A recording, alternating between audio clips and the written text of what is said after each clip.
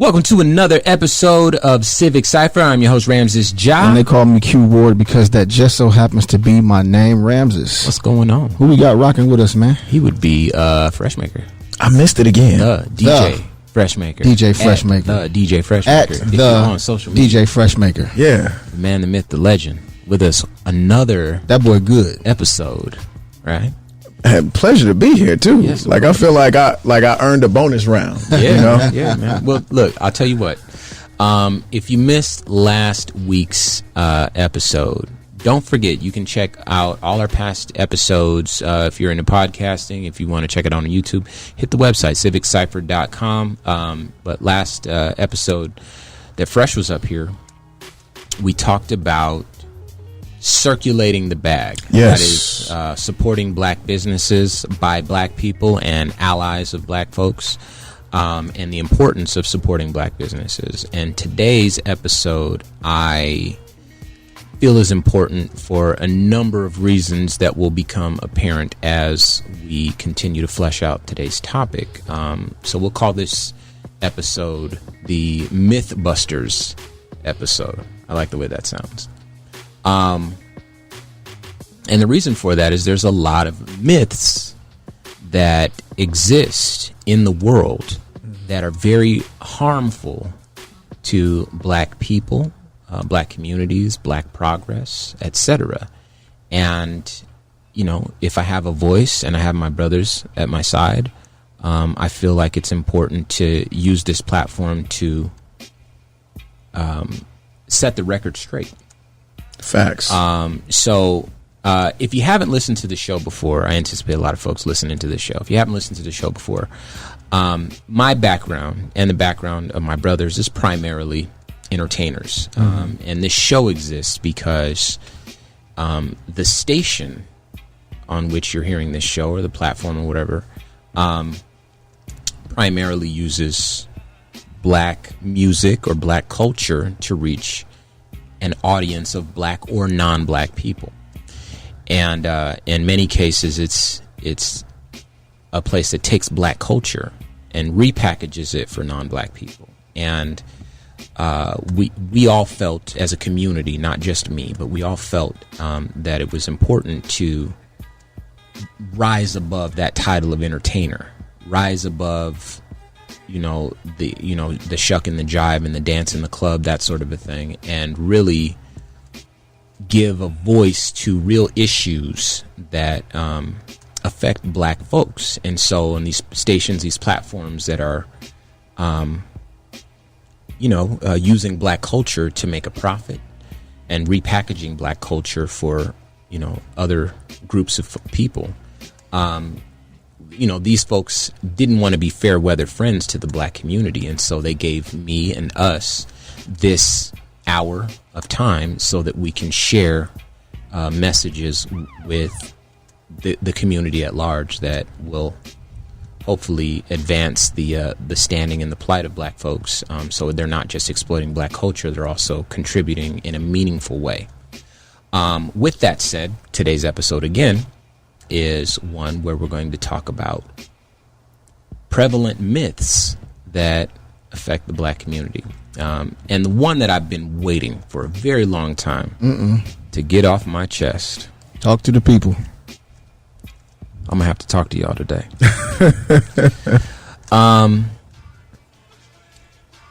It's one about black fathers. I knew it.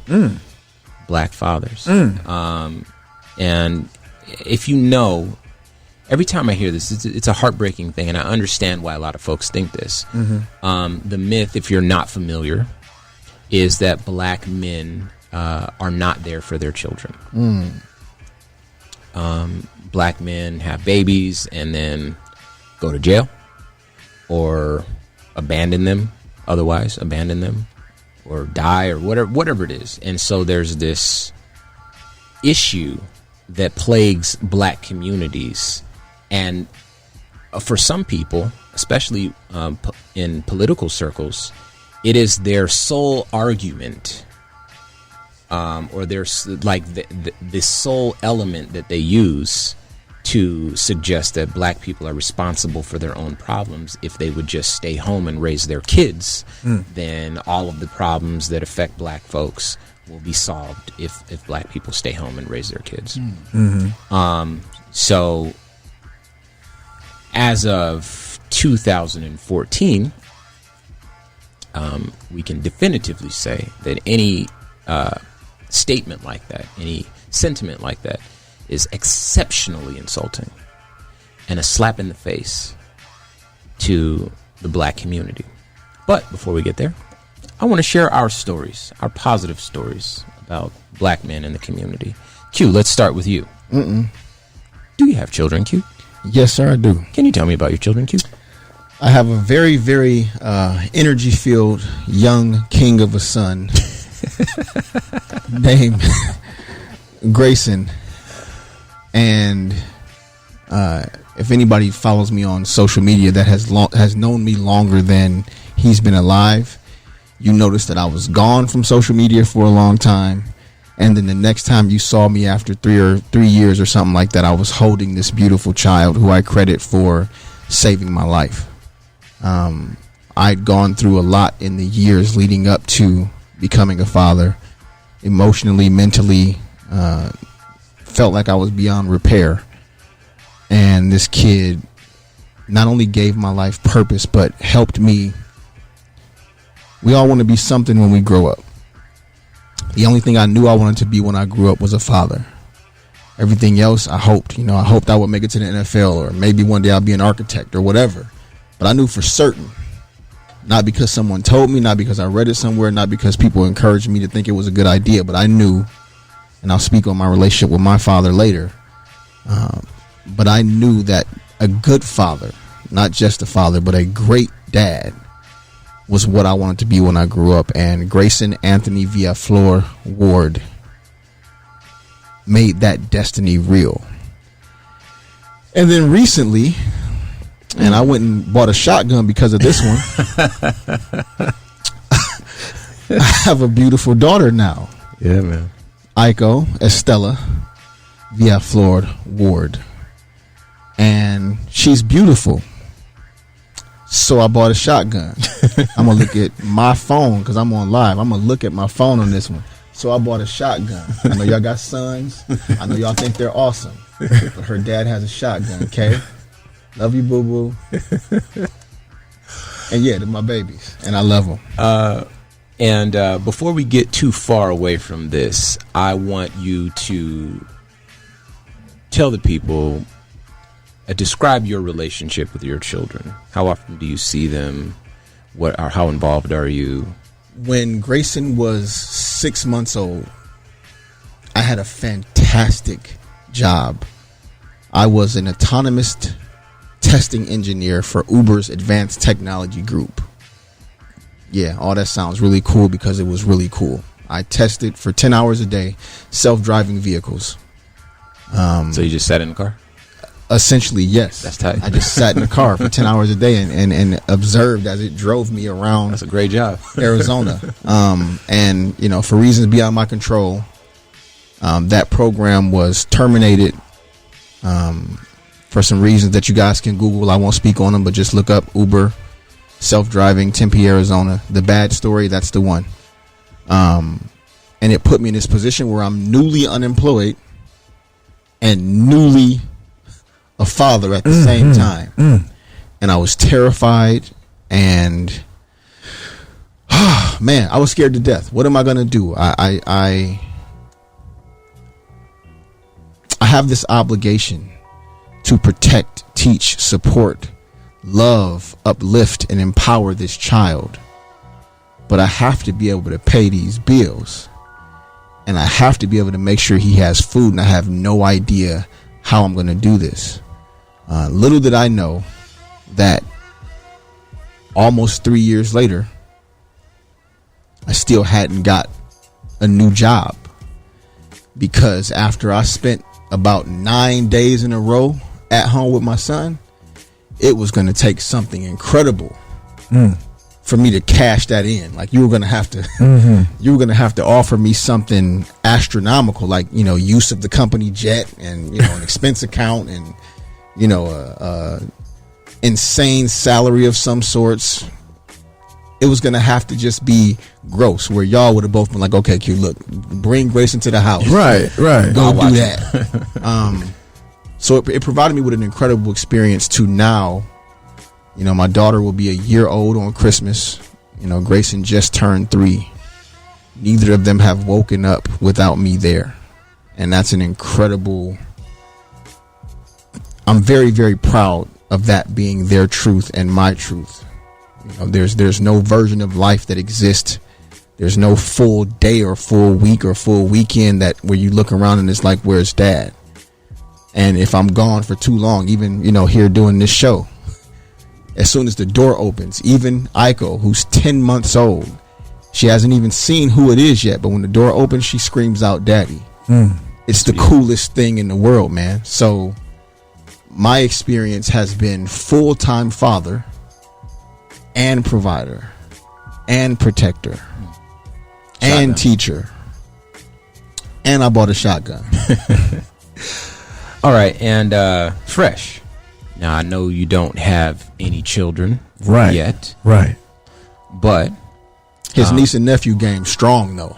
Yes, indeed. But I can surmise, I can infer from your character, from the type of man that you are, that when the day comes and you do have a child or children, that your story will sound very similar to the one we just heard from Q. Oh yeah, Am I definitely. correct in that assumption? Absolutely. It's kind of inherent. Like, I feel like there are a tremendous amount of lessons that I've not only learned from my father, but from people that I have anointed as father figures, that I feel it's almost criminal not to pass down. And I think it's great that I'm actually waiting a little bit longer, because I was very immature in my sight of what dad was. I thought dad was mostly disciplinarian and provider, obviously a teacher, but I relished in disciplining only because I really did learn a lot of lessons when things were taken away from me, or I was forced to learn through discipline from my father. And so the desire is to have, you know, whomever your seed is to learn the lesson before you do, so they can get to where you got faster. Yeah. So that would be that was the main goal that I always thought about. But as I've gotten a little bit more mature, the goal also became to actually show that I can share, you know, some emotion with you. You know, Very good. Very good. Yeah, man. so like I said, in younger days, I didn't really think about that. But when I do see, you know, children make breakthroughs because of the influence or cheering on from their parents, they're allowed to have these moments where, you know, they can be vulnerable together.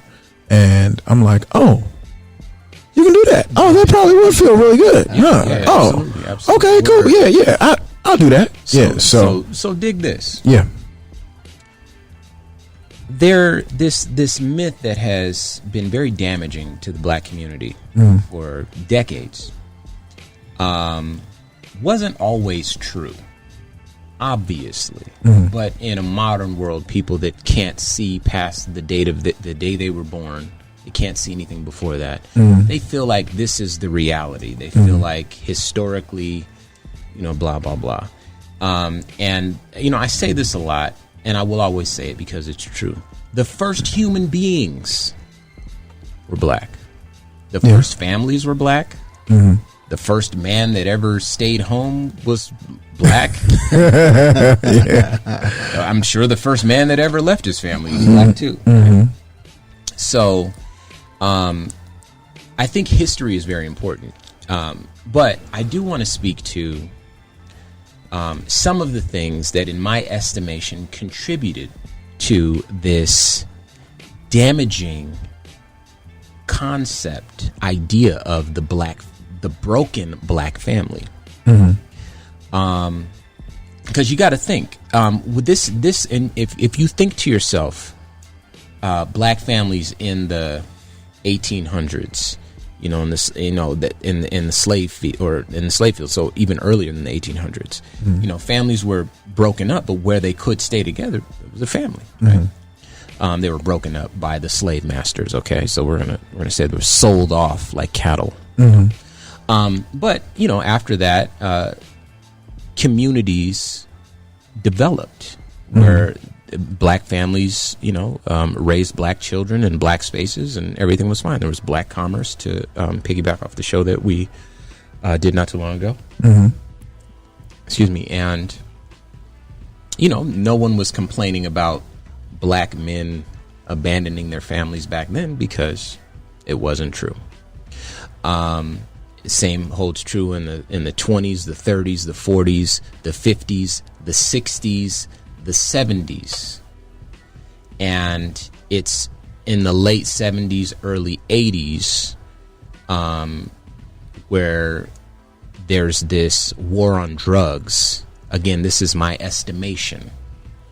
And there's a mass incarceration, a deliberate attempt by the United States government to disrupt the black community, which started in the late 60s, early 70s, and continued into the 80s, where it really took hold with the mass incarceration that took place during that time, where basically black men were scooped out of their neighborhoods and relocated into prisons. These are all well-documented things. These aren't things that I'm making up. These are certainly not conspiracy theories. And as always, Google is free. So I implore you to Google it if you don't believe what I'm telling you. But this contributed to this idea that black women were welfare queens. Black men were absent from the homes. And the broken black family is the fault of black people. And it's impossible to fully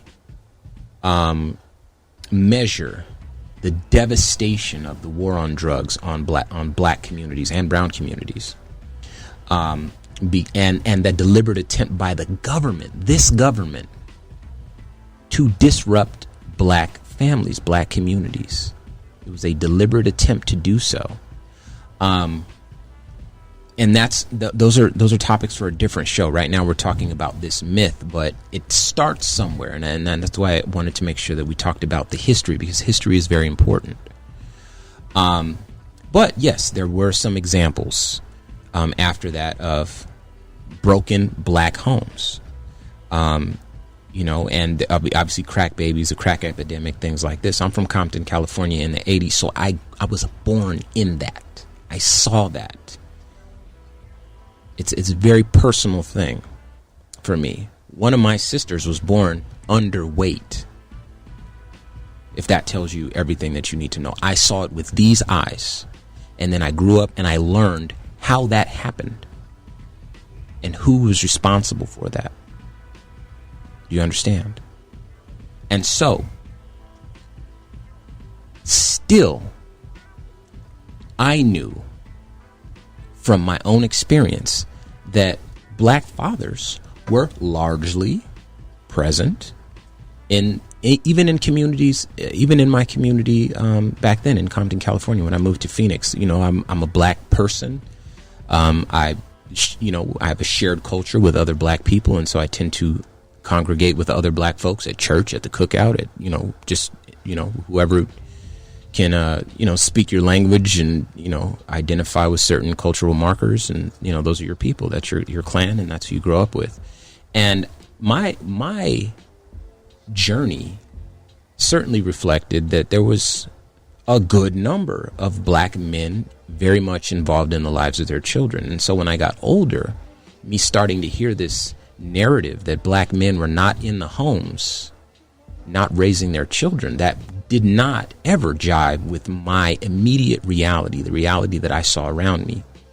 And so that brings me to this point in the conversation where 2013, 2014. If you don't know, I implore you to Google this as well. If you Google nothing else, please Google this. The United States has an entity that tracks diseases, family structure, basically these pillars that hold up society, human beings, how they behave and things that affect them. And one of the things that they track is the familial unit, the nuclear family. How is this dynamic growing? How many children are women having on average? Things like this. That's monitored by the Center for Disease Control. Well, in their study in 2013, which admittedly is some years ago, but it's modern enough for us to be able to challenge this myth in this episode. I know I'm talking a lot, but let me make my point, please.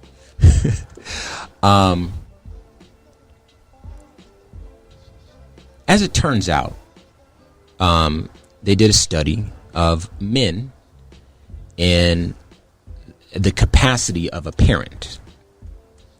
And their findings concluded that black men were actually doing better than everybody. Again, you can Google that. And that's something that was more consistent with my reality. Black men were very much involved with raising their children, more likely to change diapers, more likely to engage in playtime, more present overall, to do school runs, etc., on and on and on. And the reason why, one of the reasons rather, why black men were underrepresented is because of the fact that black mothers and fathers tend to be unmarried at a higher rate than other folks. And I could make a case, and I think I will, if you'll allow me to, if you two will allow me to, that economics might have something to do with that. Some folks want to wait to get married. Some folks want to, marriage is an economic institution, no matter what, no matter how you look at it. And for some people, it works out great. And for some people, it's expensive, especially if you want to take into account a wedding, especially if it changes the way you file your taxes or what you can claim or what your refund looks like, etc. And so there are, I believe, economic conditions that also contribute to the fact that black women and men tend to be unmarried to each other more often. But when you look at the men's involvement with their children, it's actually greater than everyone else. And so what happens is when you look at the numbers the wrong way or otherwise don't account for the full story, you end up with a very damaging, harmful, hurtful myth about black men. And I'm sorry I've monopolized so much of the time. And I won't talk about my children yet, but I will talk about my babies because I got a microphone and I love those too. But I want to get your thoughts on this. Q, what do you think? So I want to collaborate on this response with Fresh. I'm going to tell you the what, and I'm hoping that my brother can give us some insight on the why. There tend to be lots of human conditions, human happenings that are more life and proximity based than race based, right? They happen to everyone in every community, but they tend to label them black, like black on black crime. It's not based on the fact that the people are black. It's based on the fact that the crime in the proximity of a community where all the people are black is going to be black. Real quick, 80% of crime done by white people is from other white people. So that's white on white crime, if you will. Except, and that doesn't exist that slogan anymore, doesn't exist. any more than black on black crime exists. Correct. In the real world. I think in the same respect, you spoke about marriage and the familial concept that comes with being a married couple that has children and that live in the same home. You speak about, the 80s and the epidemic that crack cocaine was to our community, and the way that was even labeled, the war on drugs, where the pandemic or the epidemic with, narcotic level drugs now, and the opioid crisis that's happening now, because the people that are the victims of that look different. It's not viewed as criminal anymore, but it's viewed as a health crisis, right? So when the people that suffer from these things look like us, the what is, they get labeled and pushed in front of us in a way that's different. Again, I'm going to speak of the what, and I would like my brother Fresh to give us a little insight on the why. It's not the absence of the black father, because I tend to say that white couples break up and divorce too. And, all couples do that. My father, more specifically, was not present for me, but he was very present for my younger brother and my younger sister. Different mother, different relationship, and different relationship with their mother. Right? I have no idea. I was 3 when he left, so I don't know what kind of beef, what kind of misunderstanding. I don't know what my mom did. Now, of course, as a kid, my mom is perfect and my dad ain't crap because he left her. But now that I'm an adult and I've been through some things with some women, I'm smart enough to know my dad and my mom could have had whatever type of problem that they had. Now, he was absent in my case. Maybe it's because he couldn't be there, maybe because he didn't want to be.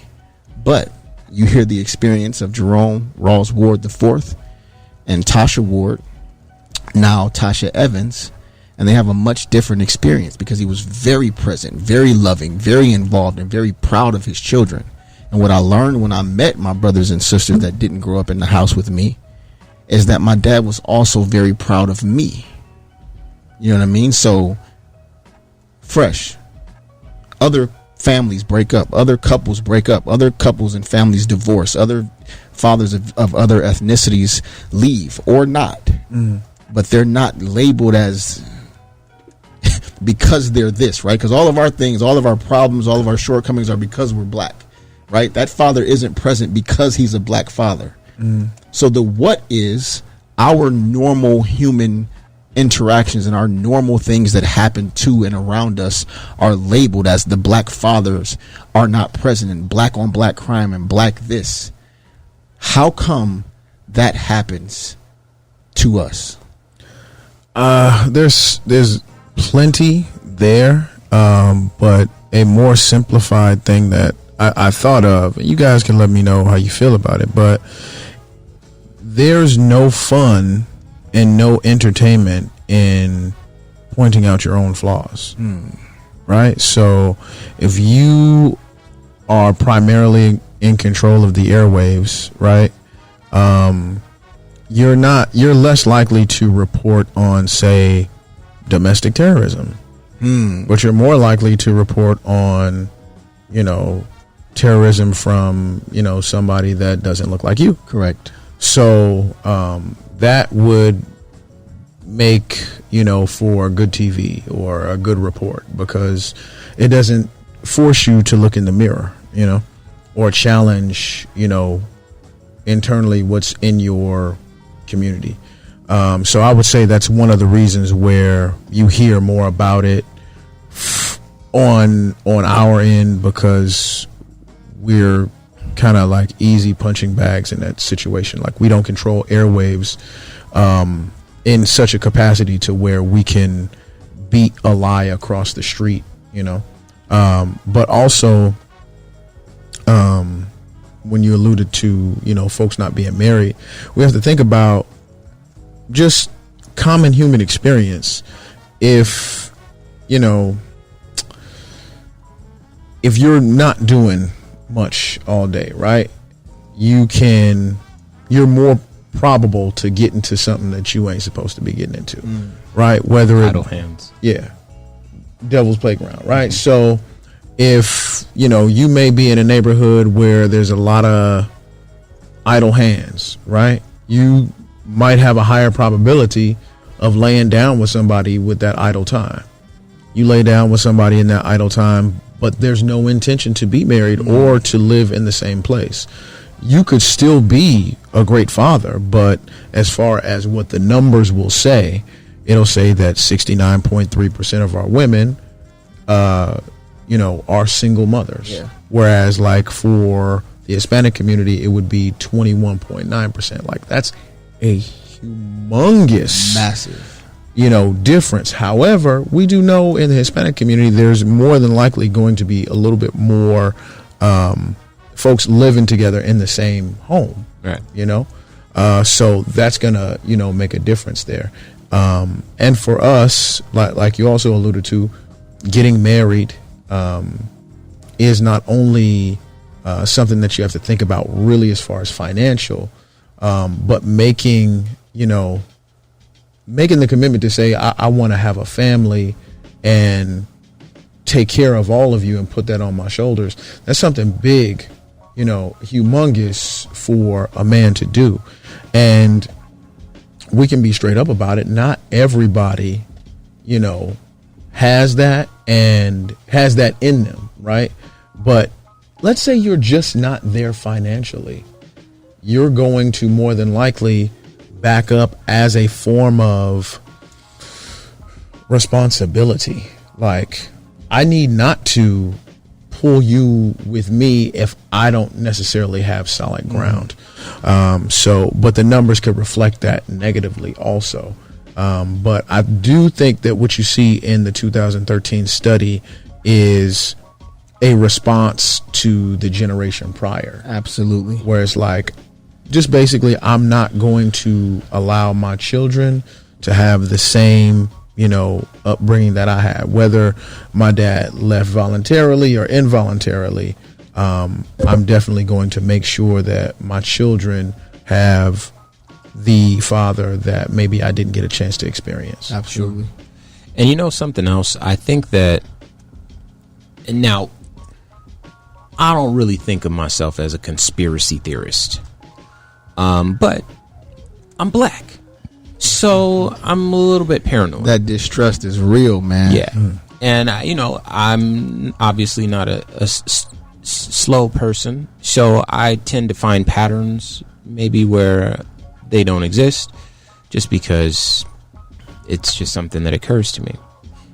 And one of the things that I have seen over and over again throughout my life, in all of my studies, and and make no mistake, there's a master's degree hanging on the wall in my house. So that's a few studies that I've done. One thing I've seen quite a bit of is the emasculation of black men. That's a whole show. Could be. Yeah, absolutely. But I want to say this.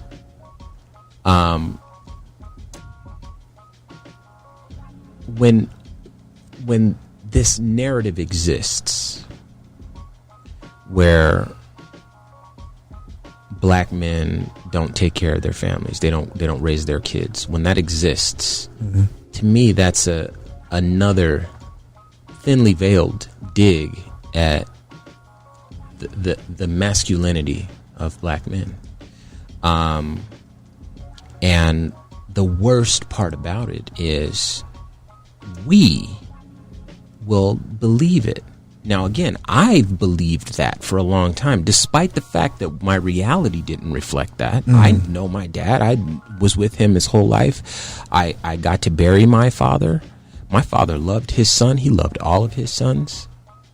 He kissed his sons and his daughters. He hugged us. We ate with my dad. He disciplined us. He provided. He was a dad.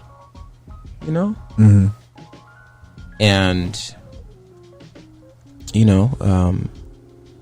I don't know how to be any different to my children. In fact, the lessons, the voice that I use, this is the voice of Dr. Rudolph Wayne Taylor. That's the voice that my children hear. So, I believed these myths, these emasculating myths. And one connection that I've been able to make And this is a show I definitely want to do, so stay tuned for that. Which, by the way, if you're just tuning in to Civic Cypher, I'm your host, Ramses Ja. My name is Q Ward. And we're joined with Jason Emmanuel, a.k.a. Freshmaker. What up, Fresh? It's our turn, baby. Hey, what's up? And today's episode, we're talking about myths. We're being mythbusters. And we're talking about, at present, the myth of the absent black father. Originally, I came across a piece, and you know, some folks say it's a work of fiction. Some folks still believe it's a fact, or a work of nonfiction, rather. And either way, it's very important to, in terms of explaining the philosophy of indoctrinating slaves new to this country. It's called the Willie Lynch Letter. And again, I do want to do a whole episode on that, so we're not going to talk too much about that. But remember, I told you earlier, I connect patterns. I see things where maybe they don't exist. There's paranoia here. And this idea of emasculating people. I heard Dave Chappelle one time mention that he noticed that all of the strong black men on TV, at one point or another, they end up in a dress. Mm-hmm. And when he said it, I'm like, man, you're right. Willie Lynch Letter. There's a part of this letter, and please read it yourself. I should put this up on our social media. Be sure to follow us too, by the way, at Civic Cypher, or hit the website at civiccypher.com. And if you want to go back and review this, of course, you can download the episode there as well. But I'll paraphrase. In the Willie Lynch Letter, basically this man named Willie Lynch teaches slave owners how to indoctrinate their slaves that are fresh from Africa so that they can be productive units of labor. He mentions horrible things. Things that, you know, if they had happened to like dogs or animals or anything like that, but they happen to human beings. And one part of this letter he mentions how you're supposed to destroy the idea of the man, the male in the family. And what you do is you tie his arms to 2 horses, and you tie his legs to 2 other horses, and you whip all 4 horses, and then they rip him apart. And you're supposed to do this in front of the black woman, the slave woman from Africa. You're supposed to do it in front of her so she sees him ripped apart. And then you make sure that her child is there to see that as well. So when she sees the male image destroyed in front of her, she is going to raise her children in reverse roles. She needs to see that cruelty. So she needs to raise her son now to be weak, to no longer pose a threat, to be an orderly unit of production. She needs to raise her daughter to be strong, to stand out front, so that she can serve as a buffer between the master and the black man. And so that he is one step further from that sort of brutality. You're supposed to rip this man apart in front of his family. And then there's supposed to be a second man there, if I remember correctly, that you're supposed to tar and feather, which I think that means you just kind of cover him in hot tar and then throw chicken feathers on him, and he has to, like, it melts his skin and he has to, like, peel it off or something. It's meant to, like, make a mockery of him. But the idea, again, is to destroy the image of a strong black man. And the idea is that this cycle perpetuates itself. These women continue to raise the men to be weaker, and the women to be stronger. And there are arguments that this is how you get that black mama sort of dynamic in the black family, how you get that matriarchy. It's very often times, a matriarchal, I don't know if I'm saying that right, familial structure. But you take elements like this and you string them all together. And again, admittedly, I may see patterns where maybe none exist, but to live in a world where they say black men are not there to raise their children, when in fact, when I had my sons, I was so happy. I couldn't even leave my sons. You know how mad they would be? They would come find me like, yo, where you finna go? Yeah, exactly. We got a game.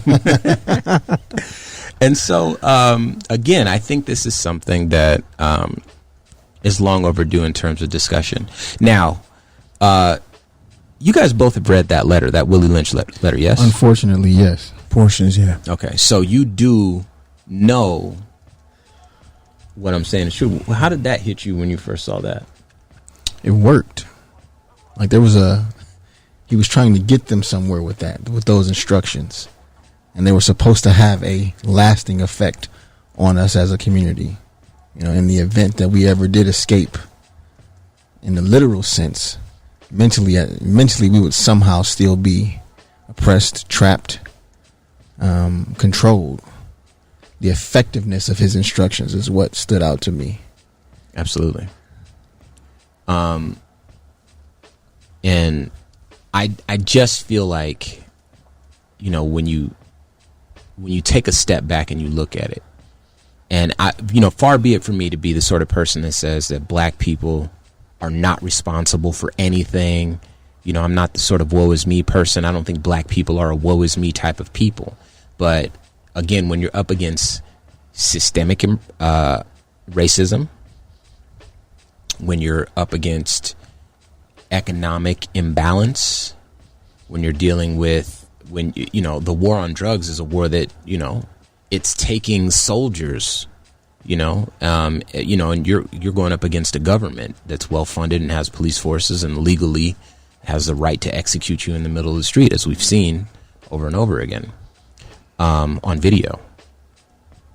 And then you're working against stereotypes as well that pit you in a position where not only do you come from an environment where there's a great deal of hopelessness, oftentimes if you come from impoverished black communities and brown communities as well, but also that uphill battle that you're fighting, it more than it's going to take the rest of your life and then your children's life. So that's not something that excites you. It's not like you're born into like tremendous wealth and, or even some degree of privilege. It's all fighting from here on out. We got to fight for everything.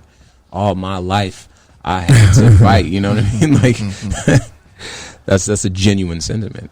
I just think that having a very harmful myth like that perpetuated over and over again for years, decades, has certainly not done black folks, black families any favors. People are so quick to forget Black Wall Street. Not even Black Wall Street. I think that's a convenient example because it's top of mind. But there are so many other black communities that were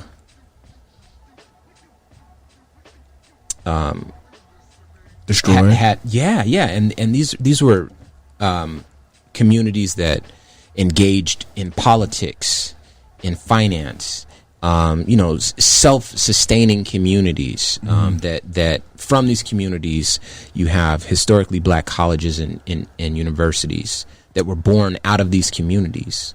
And there was, at every single point, historically speaking, a concerted and deliberate attempt, either by militias, by the government, or just by, Billy Bob and the whatever his constituents are, just to run them out of town, like that sort of a thing.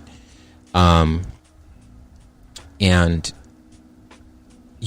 a lot of folks fail to consider, because even if that were true, even if it was true that black men have children and then abandon them, the fact that people are so quick to, as you stated, say, okay, that's a black issue. Black people need to get it together. That don't have nothing to do with me. This is your own fault. These are your problems. Deal with your community. And not accounting for the fact that there's so many other things that can influence that sort of behavior, which again, it's not true. It's a myth. Google it. Black men are doing best of all. You can read it from the Wall Street Journal. You can read it from the New York Times. You can read it from the CDC itself. They have the numbers. You can draw your own conclusions from there. But even if it were true, there's so many elements that go into where black people are, what station black people are at this point in life. And if anything, I believe that's a testament to the resilience of black people, to the compassion, to the fact that we've heard this a lot recently. Black people are still, even now, not looking for revenge. The only thing on the table is equality. And after all of the things that have taken place to black people, I was born in Compton, California, as I mentioned, in a poor community ravaged by drugs. And that's where I started in life. And I'm not angry about that. I wish it was better. I'm out here fighting the good fight, obviously, and I have a lot of allies. Whichever station you're listening to right now, I count them an ally by giving a voice to this type of show. But it remains the case that it's an uphill battle, and no one is mad. No one wants revenge. Just equality, fairness, and equitable go. And that's all that we're looking for, despite all of these tremendous injustices against black people and brown people in this country. And I feel like it's very important to make sure that we, again, get this out there so that people understand and can research on their own and begin to change the narrative. Take back the black family. Own the black family. Love the black family. Take back black leadership. Own black leadership. Follow, support black leadership. That's another one that's very important. And I think that those two go hand in hand, because the black man, by emasculating the black man, by spinning this narrative that black men are not home, I think that's a challenge to black leadership. And that's not something that is helpful, because whenever, we saw it during the protest. I know that we were out there together when everyone was doing all the marches earlier this year. And that's something that we heard a lot. A lot of folks were fired up. They wanted to get out there and do whatever they wanted to do, hold up signs, march, yell at the police, whatever that was. But there was black leadership out there, and people had a tough time recognizing that.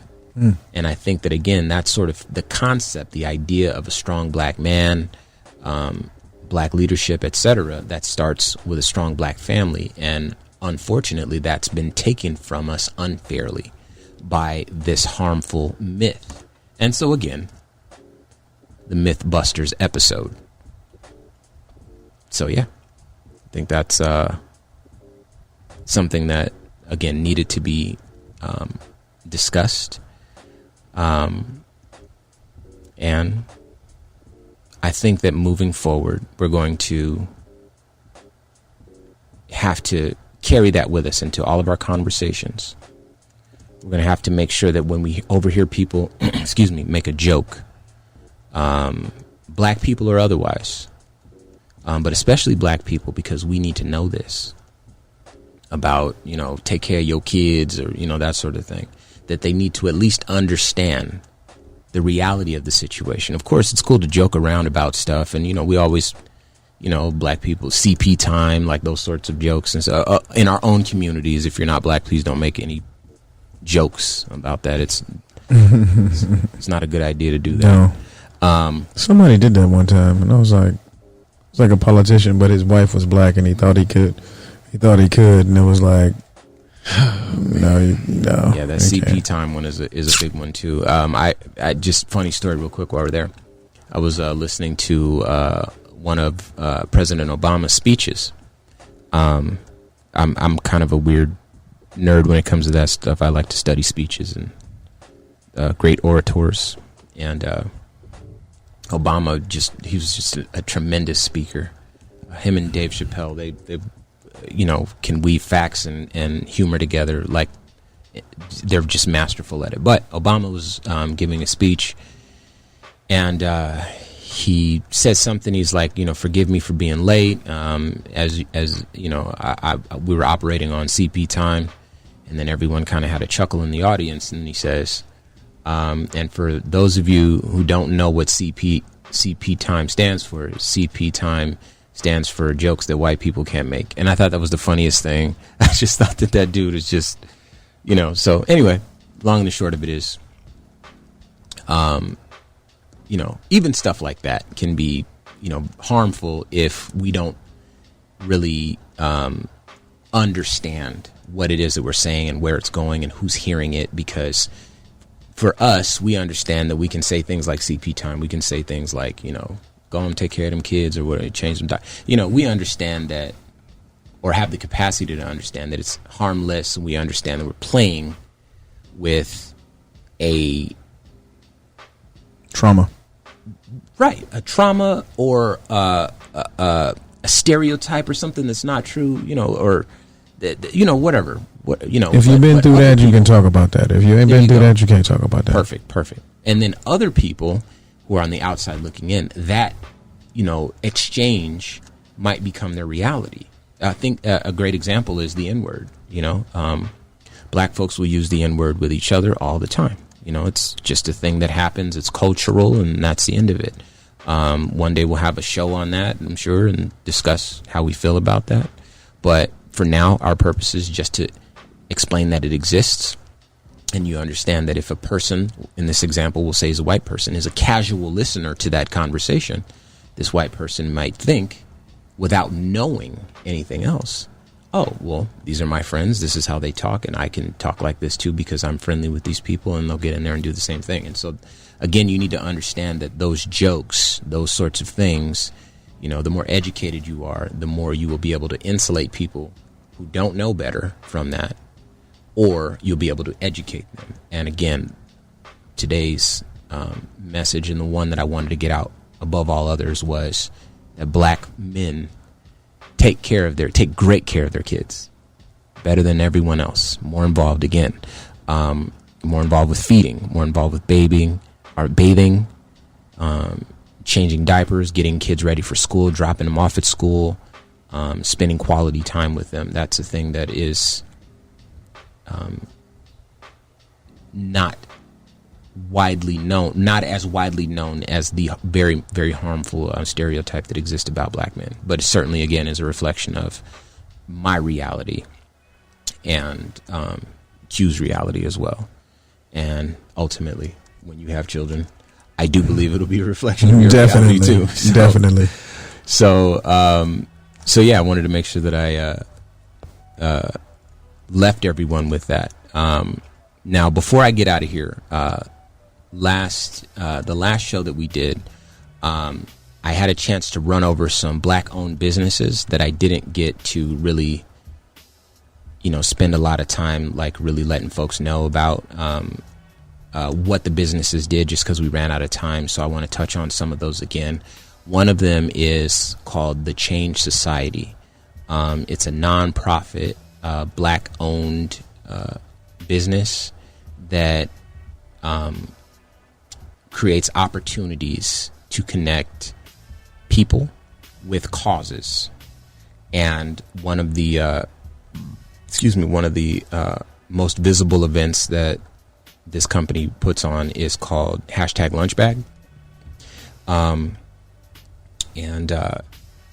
what they do is basically they get a bunch of people together, create lunch bags and hygiene kits, and take these hygiene kits and lunch bags and distributes them to homeless folks, people who spend their life on the streets and have to do a lot of walking around. And if you want to get involved, you can visit thechangesociety.com, thechangesociety.com. You can certainly support them. Again, black-owned business. And Q, you were talking about a black-owned business before as well, and I think that you didn't get a chance to go into detail about them. Which? Because I brought up a couple. I don't remember which one, but I wanted to hit two, and I know that you had one that we didn't get to talk about, so I'll get my other one. The other one is, again, a clothing company, black-owned clothing company. It's called Major Threads. It's about sports, like athletes. So if you wear Under Armour, if you wear Nike, those sorts of things, like you're in a gym, it's a clothing company that provides garments that are breathable and just gym clothes, basically. And it's a black-owned company, and certainly deserving of your support. They employ black people, and I'm proud to say that they are some folks that I've been able to support as well. The $1 Million Teacher Project is another one, and they're one of the sponsors of the show, so you can look them up as well.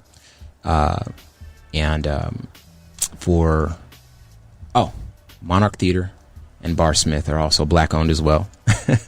If you're ever in Phoenix and you're wanting to do something at night, there are some nightclubs that are available to you as well. So lots of black-owned businesses for you to engage with and circulate the bag, as Freshmaker puts it.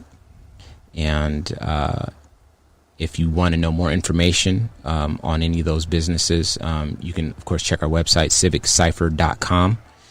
And